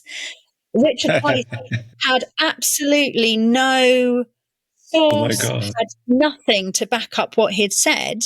But that pipeline, again, our initial article had been factually correct, but then they'd updated it, and then suddenly GB News was talking about it, and the BBC was talking about it. Was it net zero? Was it because of backup generators? And you had, the chief exec of Heathrow going, this was nothing to do with backup generators. No amount of backup generators would have kept Heathrow running. Like, the backup generators are only there to safely land anything that's in the air and get passengers safely out the airport. That is all backup generators were ever designed to do. It's had nothing to do with net zero at all. But yet that pipeline of Tice went to the Telegraph and said, this is what I think. The Telegraph prints it unquestioningly. Tice then uses the Telegraph as his backup to what he's saying, and then that's fed into all the talk shows. Wow. And so, while that's going on, we're really struggling. The thing about the immigrants being 24 times more likely to go to prison, that was a claim, sort of research done by a Conservative MP who fed it to the Telegraph, who published it unquestioningly, and then it gets into everyone else's psyche and it becomes a thing. And, it wasn't the Telegraph that did the research. It wasn't a researcher that did the research. It was a partisan MP who just fed that story to them. And, certainly in the UK media landscape, we have the Telegraph, we have the Daily Mail, we have the Express, we have the Sun, we have the Times to an extent, the Times less so, who will unquestioningly just take feed from, particular people. But on the other side of the spectrum, we have like the Guardian and the Mirror. That's it. And they're nowhere near as well funded. Yeah, they're not as well funded, but also because what we talked about, having sort of being held to a higher standard, they will always bend over backwards to fact check the Labour MP who said something and to point out that, in an attempt to kind of go, we're not biased. Yeah. And so, I remember sort of someone saying, when Liz Truss did her budget, on the right-wing media, it was like, this is the best thing ever, finally a proper Conservative budget, absolutely biggest cheerleaders ever.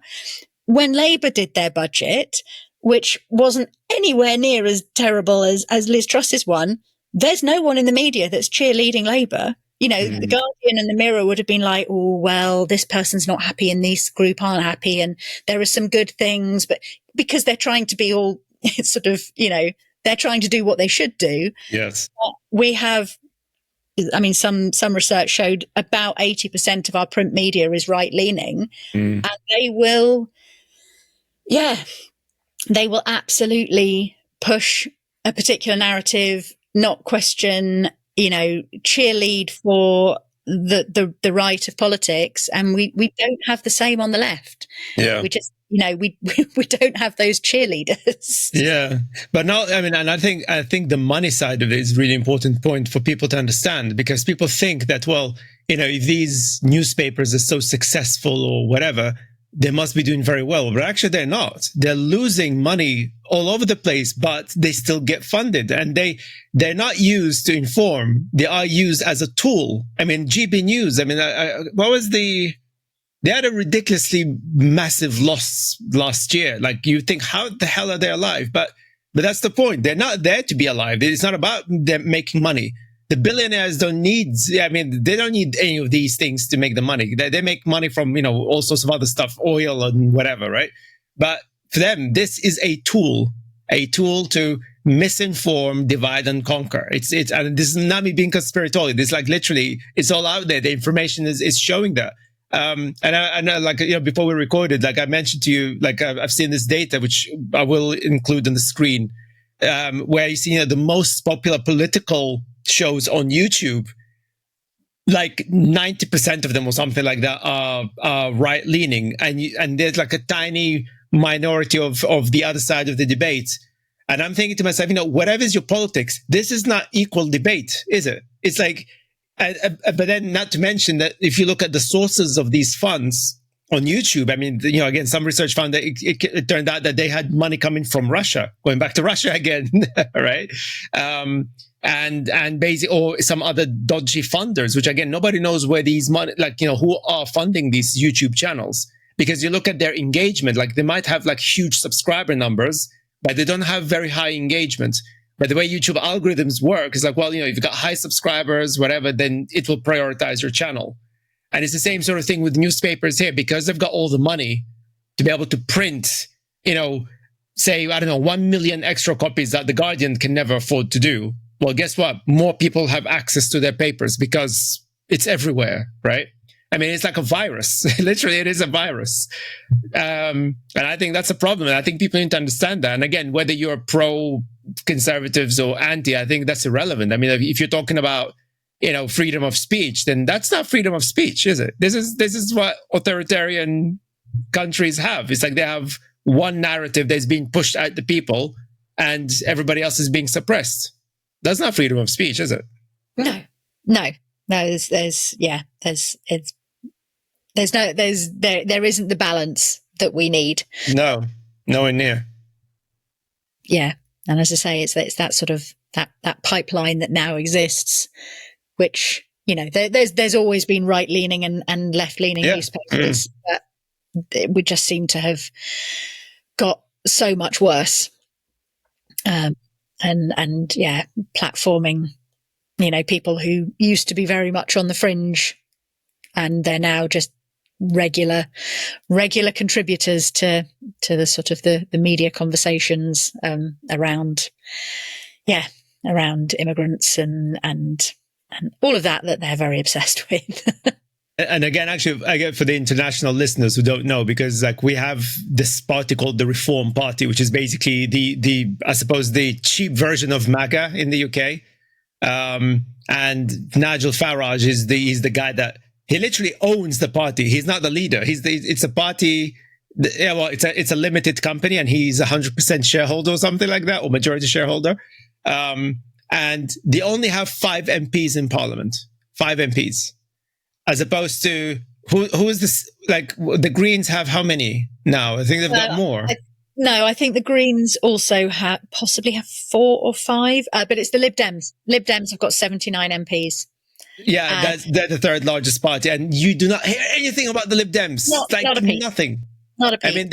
They have more chances to be in power in government than reform. Yeah, people talk about the reform. We will have reform government. So how could a party made out of 5 people, run by a fringe weirdo, and he's going to be the prime minister. But they're pushing it again. The media, they're pushing the narrative. But the way, if people don't know anything about British politics and they come here, they'll be like, "Oh, this Farage guy. So is he like the leader of the Conservative Party, the opposition?"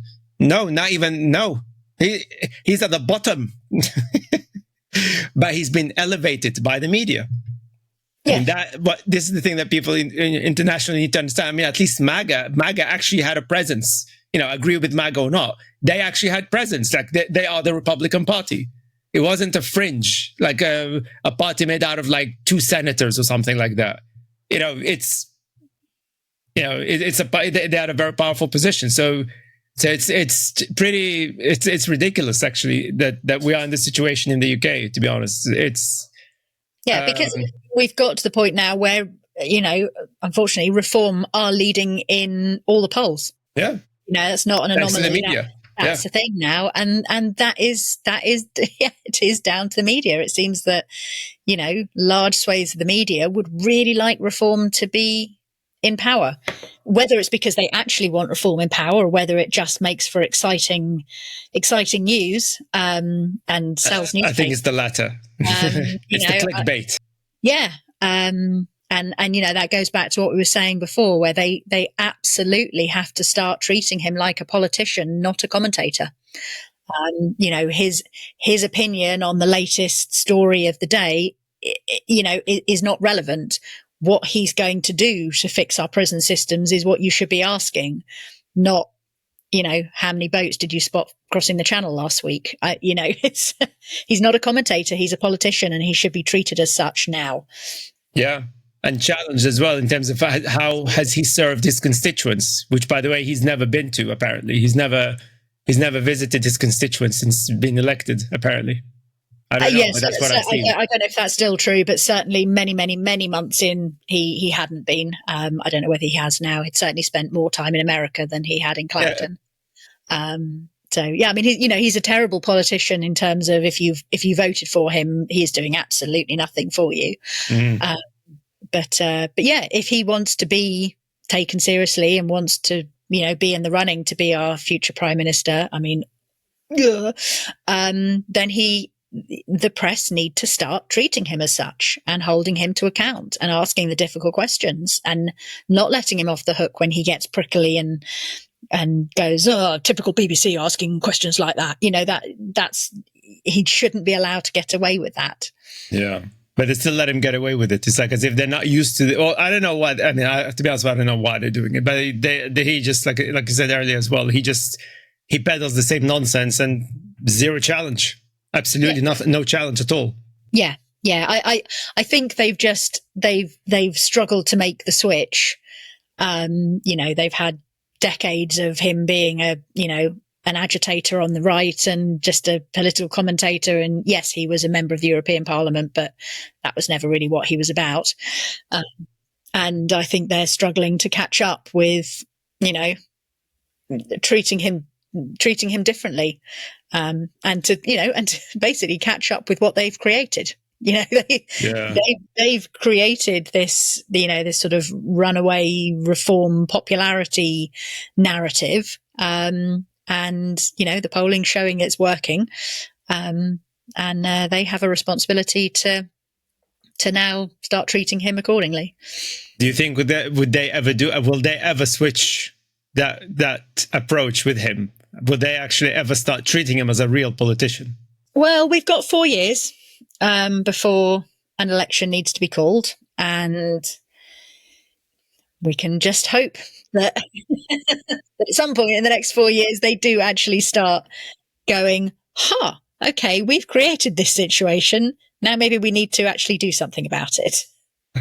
Yeah. Well, that means that they have some conscience, which I have no idea if they do. If for them it's all about clickbaiting or whatever, I don't know. It's tricky. I think there's a difference between the people who own the newspapers and their motives, and the people who are desperate for the clicks and the money, and then the people who are actually having to write the stuff, and the journalists and the follow the party. Yeah, yeah, it's tricky. Yeah.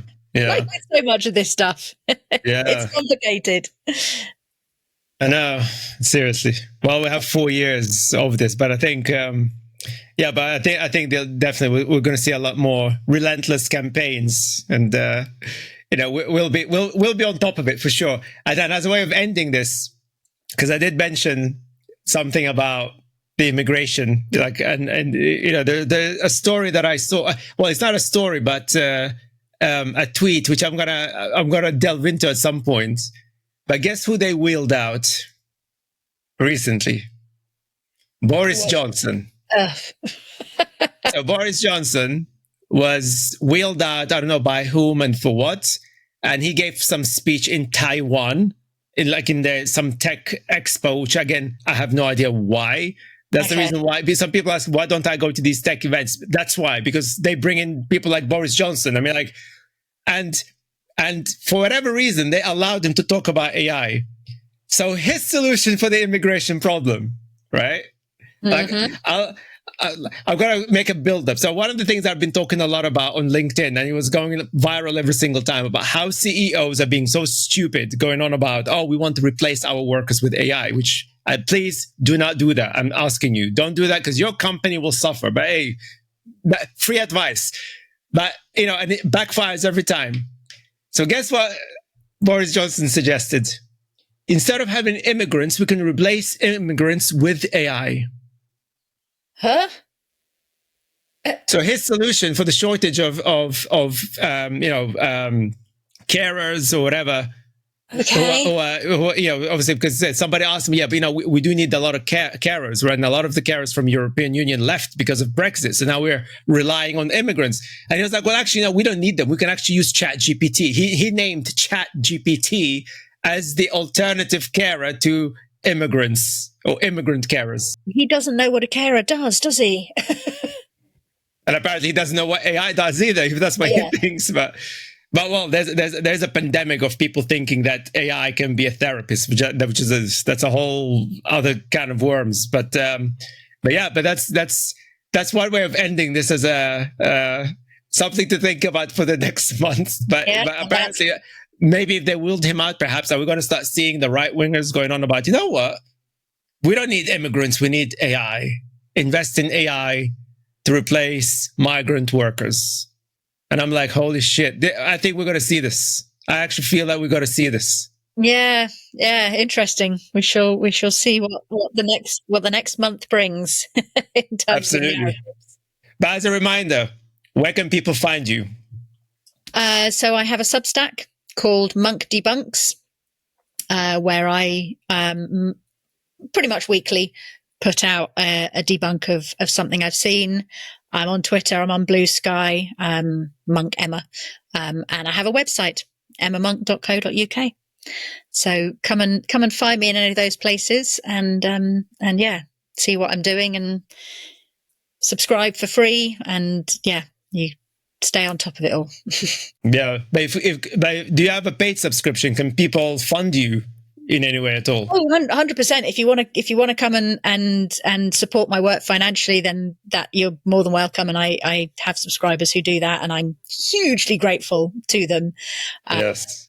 But everyone can subscribe for free, and what I produce is free to everyone. But if you want to support me that way, then yes, that's an option too. £5 a month, cost of a nice coffee. Yes. And it really helps keep me going during the many, many, many hours it takes to debunk something that a politician can say in 30 seconds. Yeah. And absolutely. I mean, I think this is really the message I always push out to all the listeners, that, people like us, we're not reliant on Russian oligarch money, right? Or the billionaires. No. But if we are actually, to fund me, that would be awesome. well, don't be careful, not Russian oligarchs. Be careful with that one. No, I'm not selling my principles. It's fine. No, that's good. No, but seriously, but I think, for the listeners, if you can support all the work, that I do, that Emma does, and many others, I mean, we have to fight back in this way, because at the end of the day, it's all about the money, isn't it? The money is talking, and money is talking so loudly right now, and it's basically, shutting us away and shooting you in the foot. So yeah, but Emma, again, I'll see you next month. Yeah. And thank you so much for all the work that you do. Thank you for having me on, and I'll see you next month. Well, my friends, this is it. I hope you enjoyed this conversation. Thank you so much for joining us. Now, before I go away, if you are on YouTube, please make sure that you hit the subscribe button below. It really makes a massive difference for the growth of our channel. And if you're following us on Spotify or Apple Podcasts, you need to give us a star review. Apparently, your following means nothing unless you give us a star review. Don't ask me why, but give us whatever star review that you think is fair. And if you're not following us, what are you doing? Come on, man. It doesn't cost you anything. It really makes a big difference. I really, really appreciate your support. But also, if you've got cash to spare, consider to become a founding member. We are an independent medium. We're not reliant on any kind of company that gets money from Russian oligarchs or any kind of weird sponsorships or anything like that. All of the companies that work with us are genuine companies that I know and I like. But ultimately, it's the members, you guys, our subscribers, our followers, our founding members, or those of you who actually just donated us like $1 here, a couple of bucks there, $5 there. All of that makes a big difference. This is what makes us truly independent. We're not chasing clickbait because we don't want clickbait. We want facts. We want the truth. We want something that we can all aspire to and something that truly make us at least work harder to make the world a better place. Not just talk about it, but actually make it happen. And of course, it supports all of our campaigns as well. So my friends, thank you so much. Much love. And I'll see you in the next one. Peace.